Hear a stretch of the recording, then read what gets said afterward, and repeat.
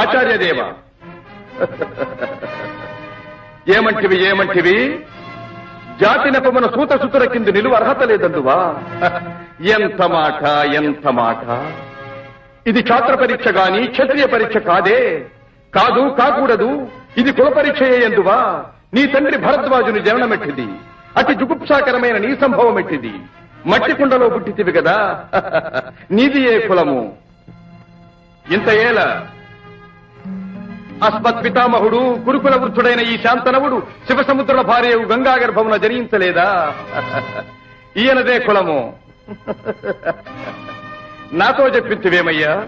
మా వంశమునకు మూల పురుషుడైన వశిష్ఠుడు దేవవేశ్యకు ఊర్వశీపుత్రుడు కాడా? అతడు పంచమజాతి కన్య అయిన అరుంధతి ఎందు శక్తిని, ఆ శక్తి చండాలంగన ఎందు పరాశరుని, ఆ పరాశరుడు పల్లెపొడిచైన మత్స్యగంధి ఎందు మా తాత వ్యాసుని, ఆ వ్యాసుడి విధవరాండ్రైన మా పితామహి అంబికతో మా తండ్రిని, పినపితామహి అంబాలికతో మా పినతండ్రి పాండురాజును, మా ఇంటి దాసితో ధర్మ నిర్మాణ చనుడని మీచే కీర్తించబడుతున్న ఈ విదురదేవుని కనలేదా?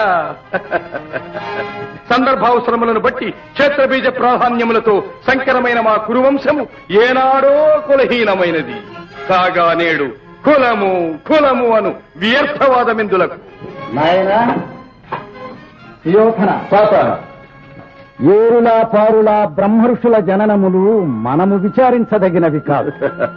ఇది నీవన్నట్లు ముమ్మాటికి క్షాత్ర పరీక్షయే. క్షాత్రమున్న వారెల్లరూ క్షత్రియులే. వారిలో రాజ్యమున్న వారే రాజులు. అట్టి రాజులే ఈ కురురాజ పరిషత్తులో పాల్గొనుటకు అర్హులు. ఓహో, రాచరికమా అర్హతను నిర్ణయించున్నది.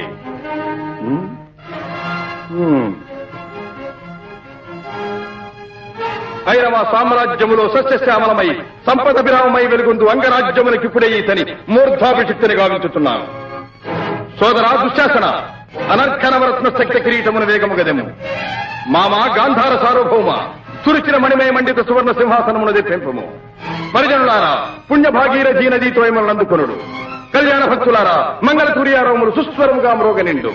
వందిమాగధులారా, కర్ణ మహారాజును కైవారములు గావింపుడు.